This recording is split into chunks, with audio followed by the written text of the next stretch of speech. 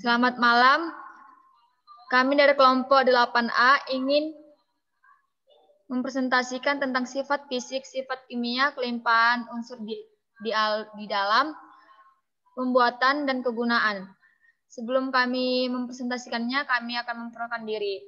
Perkenalkan, nama saya Putrini Sirait sebagai host atau penyaji pertama.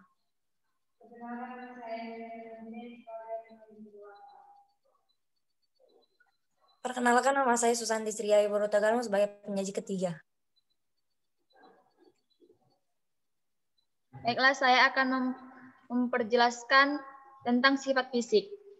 Sifat fisik yaitu 1. Gaya interatomik yang lemah, 2. titik lele dan titik didih yang tinggi, 3. helium yang bersifat superfluiditas, 4. radon yang tidak memiliki isotop stabil, 5. berjari-jari atom yang meningkat ke periode yang tinggi, 6. lebih tinggi saat meningkatnya jumlah pada elektron, 7. energi ionisasi yang besar. Selanjutnya, sifat dan jumlah-jumlah unsurnya. Nomor atom, Ah-nya 2, Na-nya 10, Ar-nya 18, Kr 36, Xe-nya 54. Konfigurasi elektron terluar, Ah-nya 1s pangkat 2, Na 2s pangkat 2, 2p pangkat 6, Ar-nya 3s pangkat 3, 3p pangkat 6, Kr-nya 4s pangkat 2, 4p pangkat 6, Xe-nya 5s pangkat 2, 5p pangkat 6. Massa atom relatif atau Ar, Ah-nya 4,03, Na-nya 20,179, Ar-nya 39,948, Kr-nya 83,80, Xe-nya 131,30. Titik lele atau K, Ah-nya 0,9, Na-nya 24, Ar-nya 94, Kr-nya 116, Xe-nya 161. Entalpi peleburan atau kJ mol min 1, Ah-nya 0,01, Na-nya 0,32, Ar-nya 1,1, Kr-nya 15, Xe-nya 2,1. Titik didih atau K, Xe-nya 4, Na-nya 27, Ar-nya 84, Kr-nya 121, dan Xe-nya 166. Entalpi penguapan atau kJ mol min 1. Xe-nya 0,08, Na-nya 1,8, Ar-nya 6,3, Kr-nya 5,5, Xe-nya 13,6. Energi ionisasi pertama atau kJ mol min 1, Xe-nya 2639, Na-nya 2079, Ar-nya 1519, Kr-nya 1349, Xe-nya 1169. Jari-jari atom atau PM. Xe-nya 93, Na 112, Ar-nya 154, Kr-nya 169, dan Xe-nya 190. Jumlah isotop di alam. Xe-nya 2, Na-nya 3, Ar-nya 3, Kr-nya 6, dan Xe-nya 9. Baiklah, terima kasih. Selanjutnya saya akan serahkan ke penyaji kedua.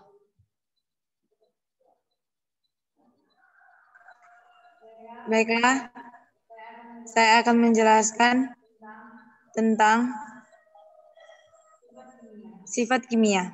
Yang pertama ialah kereaktifan yang rendah. Tidak cenderung. Yang kedua, tidak cenderung melepas atau menyerap suatu elektron. Yang ketiga, jari-jari atom yang berpengaruh pada krearita gas. Yang keempat, tidak berwarna, tidak berbau, dan tidak berasa. Yang kelima, mudah terbakar dalam suatu keadaan normal. Baiklah, nomor 3, saya akan menjelaskan kelimpahan unsur di dalam. Yang pertama ialah gas mulia. Gas mulia contohnya ialah helium atau He, neon atau Ne, argon atau Ar, kriptop atau Kr, xenon atau Xe, dan radon atau Rn. Unsur-unsur gas mulia memiliki elektron valensi penuh sehingga ia di alam tidak ditemukan dalam bentuk senyawa, melainkan dalam bentuk atom-atomnya dan dikatakan sebagai unsur bebas. Yang kedua ialah halogen. Halogen contohnya H atau fluorin, Cl atau klorin, Br atau bromin, Li atau iodin, dan At atau astatin. Halogen berasal dari kata Yunani, yang artinya halo yang berarti garam, karena pada umumnya ditemukan dalam bentuk garam anorganik. Yang ketiga ialah alkali. Alkali yang meliputi ialah Li litium, Na natium, K kalium, Rb buridium, Cs cesium, dan Fr francium. Logam alkali memiliki kecenderungan melepaskan elektron. Yang keempat ialah alkali tanah. Yang meliputi alkali tanah ialah Be berilium, Mg magnesium, Ca kalsium, Sr strontium, Ba barium, dan Ra radium. Unsur-unsur alkali logam alkali hanya ditemukan di alam dalam bentuk senyawa karena bersifat reaktif. Seperti hanya berilium ditemukan dalam bentuk mineral yang disebut beril, dan magnesium ditemukan dalam mineral air laut seperti dolomin. Yang kelima ialah oksigen. Yang meliputi oksigen itu seperti air, batuan, tumbuhan, dan hewan, serta tubuh manusia sendiri. Oksigen di alam terdapat dalam keadaan bebas dan dalam persenyawaan. Dalam keadaan bebas merupakan molekul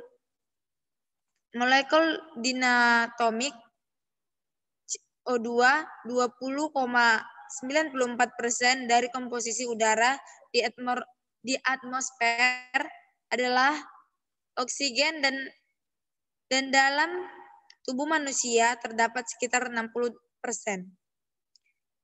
Yang keenam ialah aluminium,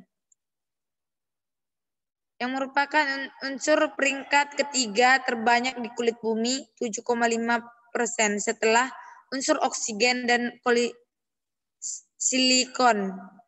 Kelimpahan di alam banyak terdapat dalam bentuk senyawa. Dalam bentuk senyawa mengingat unsur logam aluminium bersifat reaktif. Biji aluminium yang paling penting adalah bauksin atau Al2O3, NH2O, dan kriorit. Sebab dari mineral tersebut, Al dapat ditemukan secara ekonomis. Umumnya Al terdapat pada batuan aluminosilikat. Ditemukan bergabung, banyak ditemukan dalam karang sebagai granit dan tanah liat seperti Fe ispar atau Ka kais I3O8 atau NaAIS 3O8. Yang ketujuh, silikon. Silikon adalah sistem periodik, unsur terletak pada golongan 8A, 6A, dan periode ketiga. Silikon merupakan unsur kedua terbanyak di kulit bumi setelah oksigen. Kelimpahan unsur silikon di alam banyak ditemukan dalam bentuk senyawa silikat, yaitu senyawa silikon dengan oksigen SiO2, dan sebagai kompleks silikat yang tersusun dari SiO2 dengan oksida yang lain seperti CaO, MgO, dan K2O. Misalnya tanah lempung.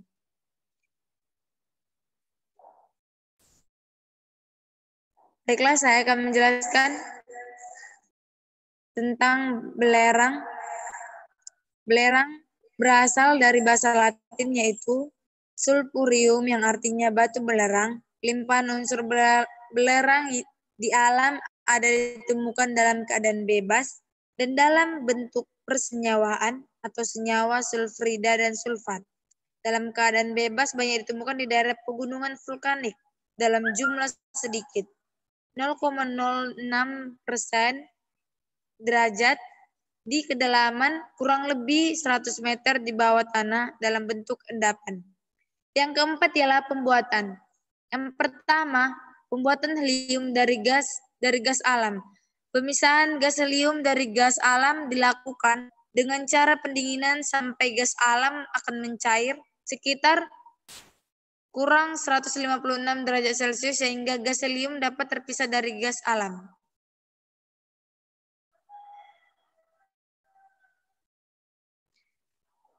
Baiklah, untuk nomor 2 saya serahkan kepada penyaji ketiga.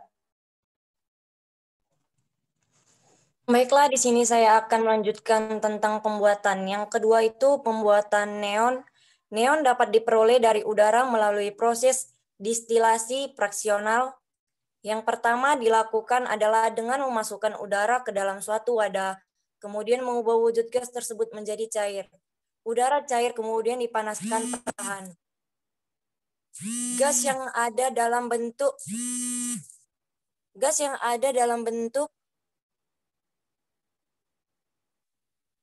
cair tersebut ketika dipanaskan akan kembali wujud gas pada temperatur yang berbeda-beda. Bagian dari gas dalam wujud cair yang kembali ke wujud gas pada suhu min 245,92 derajat Celcius adalah gas neon. Yang ketiga, pembuatan argon. Argon dihasilkan dari penyulingan bertingkat udara cair karena atmosfer mengandung 0,94% argon. Selain itu, argon juga dapat dihasilkan dengan memanaskan udara dan kalsium karbina atau CaC2, nitrogen, dan oksigen di udara akan diikat oleh CaC2 sehingga pada udara kita memperoleh argon. CaC2 tambah N2 menjadi CaCN2 tambah C. 2CaC2 tambah O2 menjadi 2CaO tambah 4C. Yang keempat, pembuatan kripton.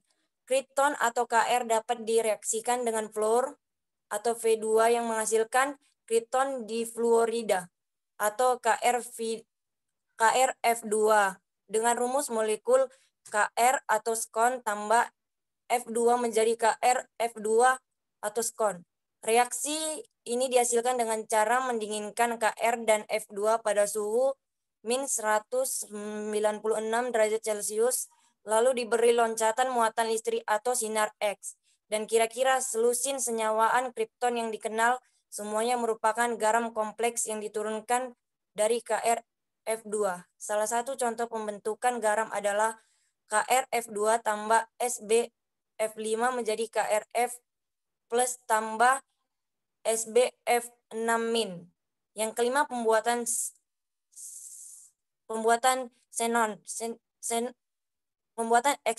Xenon dapat bereaksi dengan fluor secara langsung dalam tabung nikel pada suhu 400 derajat Celcius dan tekanan 6 atm menghasilkan xenon tetrafluorida berupa padatan tidak berwarna dan mudah menguap reaksinya. Contohnya Xe atau buka kurung G tambah 2F2 menjadi Fe XeF4. Yang terakhir itu pembuatan radon. Radon didapat dari disintergras radium 88 Ra menjadi 86 Rn tambah 2 He. Baiklah, selanjutnya saya akan berikan kepada penyaji pertama.